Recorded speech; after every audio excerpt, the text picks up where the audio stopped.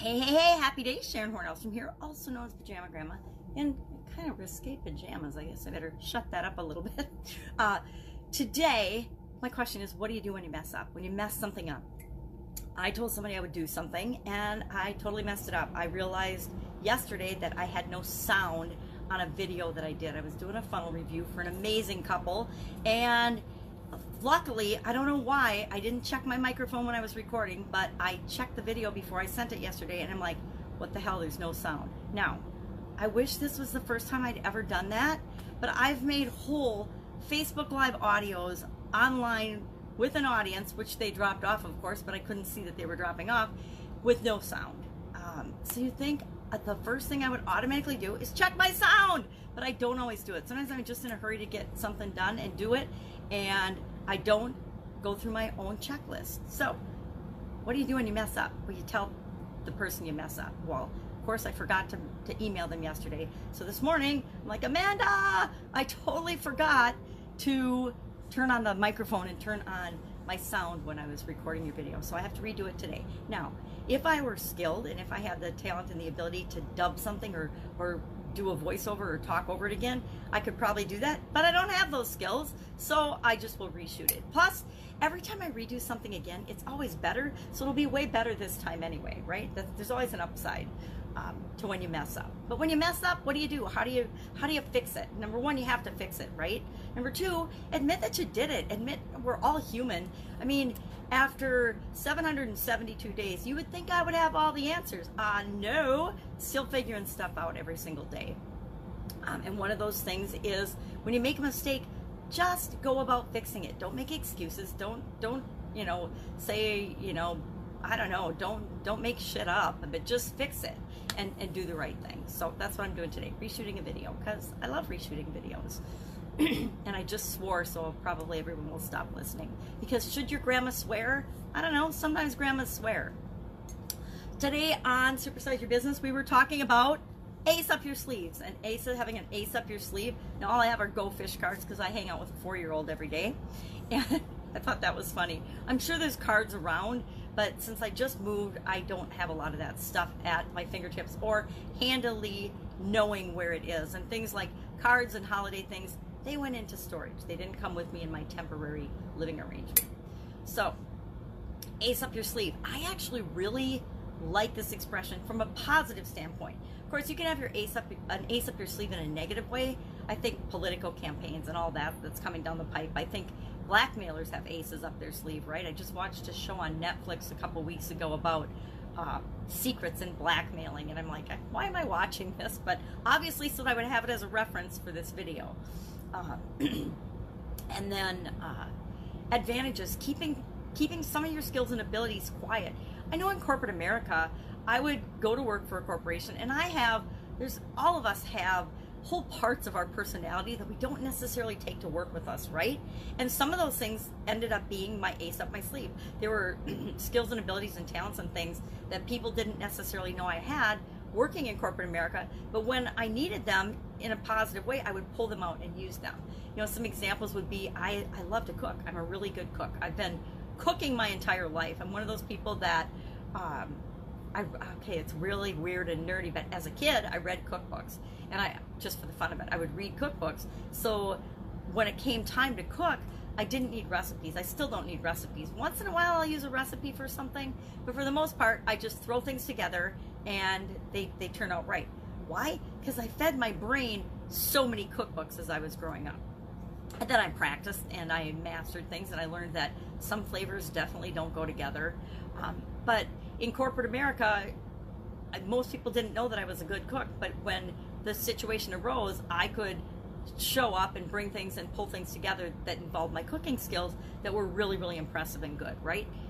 When it came to putting together parties and events, I could pull together menus, and I could pull together and have really unique special things that added to that event, and that became one of my little secret advantages.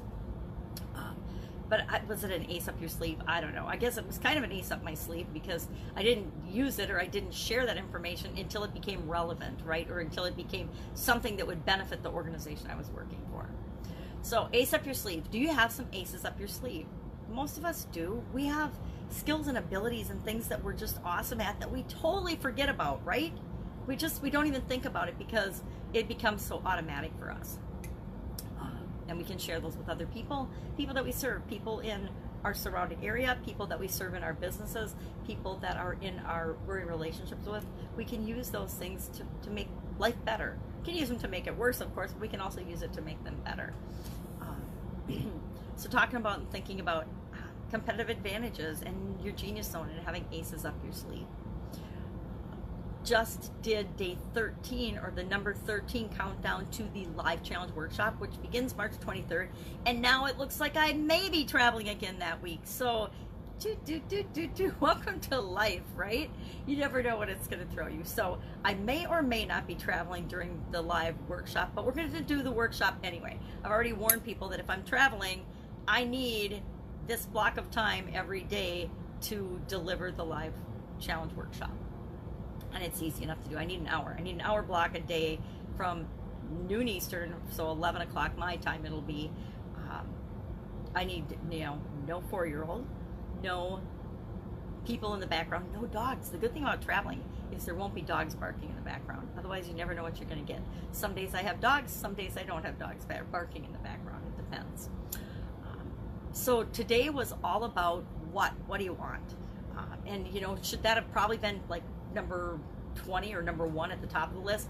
Again, I'm not doing these 20 things to the challenge in any order. They're just, I made a random brainstormed list because that's what I do. I make a random brainstormed list. I'm like, all right, what are the top 20 lessons that I've learned? And I start writing them down. And you would think if I just numbered a sheet 20 down to 1, you'd think that they would come to my mind in a priority order, but not necessarily, right?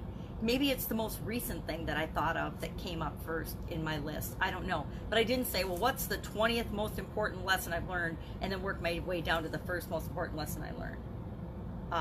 I would say there's actually no order to them. They're just random. But today we talked about what do you want, and actually getting clear and identifying and writing down what you want. We're also scared to pick one thing and share what we want. And I should have shared this example, but I didn't. I just thought about it now. Until we select a specific thing that we're going for, we will struggle and we will flim-flam and we will not get that thing. We will do everything under the sun to prevent us from getting that thing. And I have so many examples of that in my life. I think about picking a specific weight and how much I resist to saying, this is what my ideal weight needs to be, and picking a specific number and sticking to that number. What happens if I don't pick that specific number? Guess what?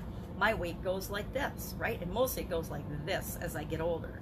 But if I pick a specific number and I visualize that number and I stick to that number, I will automatically move toward that number. We tend to do the same thing with our finances and with the amount of money we want our businesses to make, the amount of money we want in our bank accounts.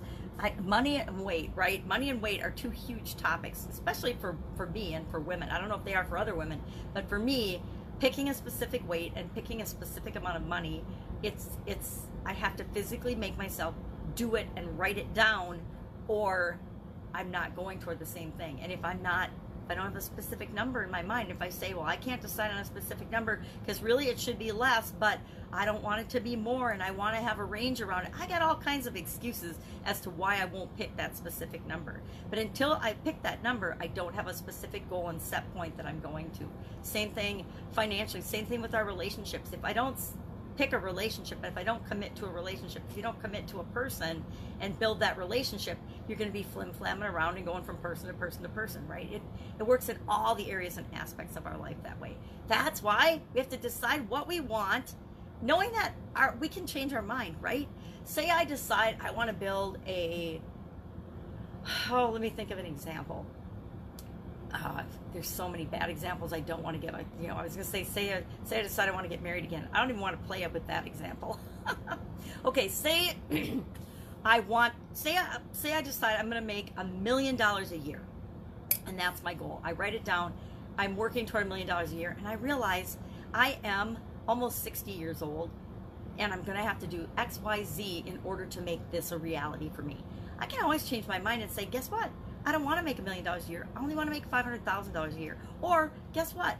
$1 million a year is super duper easy. That's too small a goal. And as I'm working toward it, I say, okay, I don't want to make $1 million a year. I want to make $10 million a year.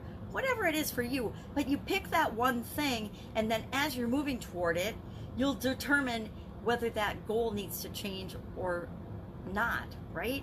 And guess what? The closer you get to that goal, the closer you get to that $1 million a year, or that $100,000 a year, or that $10,000 a month, or that $2,000 extra a month, whatever it is for you, the closer you get to that, you'll reevaluate and you'll say, I want to do something else. I want to do something more. Because we always want to do more.